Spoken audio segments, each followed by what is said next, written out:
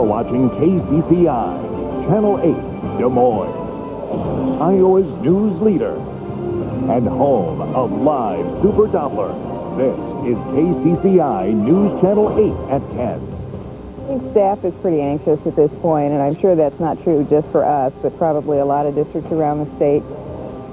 The budget forecast is gloomy for school districts throughout the state, and so administrators are now preparing for the worst. Good evening, and thanks for being with us tonight. Iowa is having money problems, and it's possible those problems could be felt in our schools next year. State lawmakers are thinking about cutting state aid to schools by 2%. For Iowa's smaller schools, that means losing hundreds of thousands of dollars and possibly some teaching positions.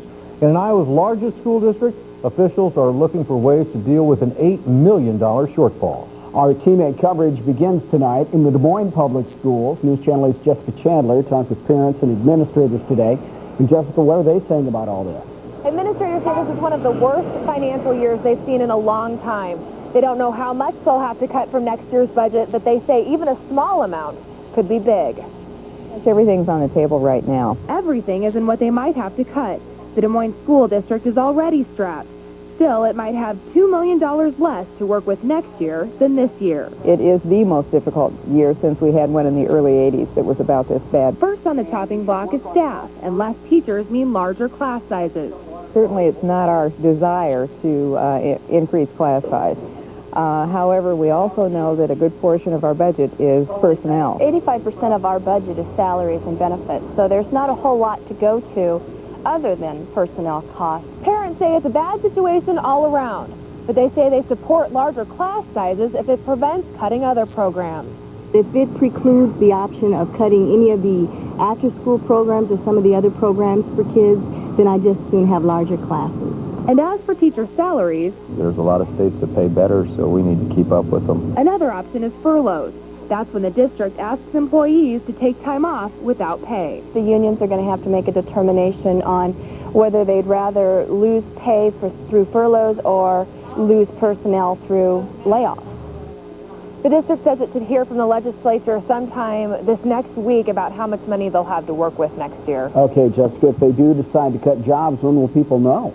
Well, they have until the end of April to let people know they're out of jobs. Okay, Jessica Chandler reporting live. Thank you. Now, some of the state's smaller school districts say more cuts could make a bad situation even worse.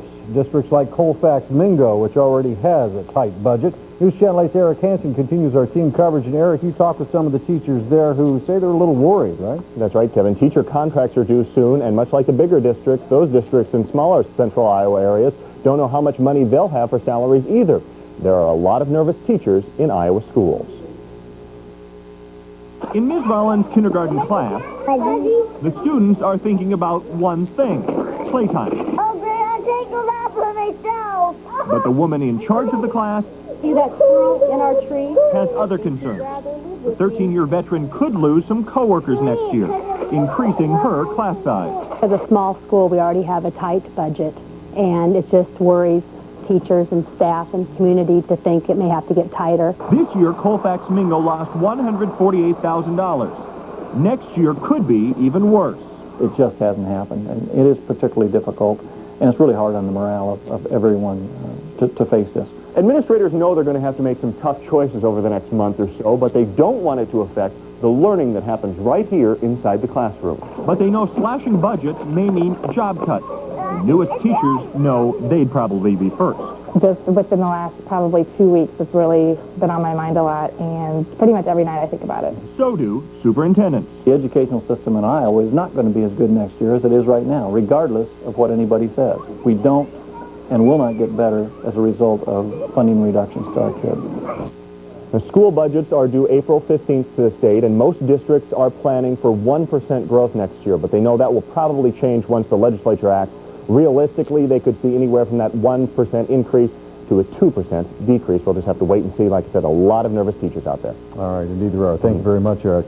Now, to give you a better idea of just what Iowa lawmakers are working with, tax revenues are expected to fall $100 million short next year. As we mentioned, education is one possible area for cuts, but Republicans say something also has to be done with Medicaid. They say higher demand and higher costs mean officials will have to intervene and possibly make changes to the health program. We have an update now on a story we told you about last night. An Altoona boy is recovering after he was hit by a delivery truck. It happened while 10-year-old Ryan Zimmerman was sledding in front of the family home. A family friend tells me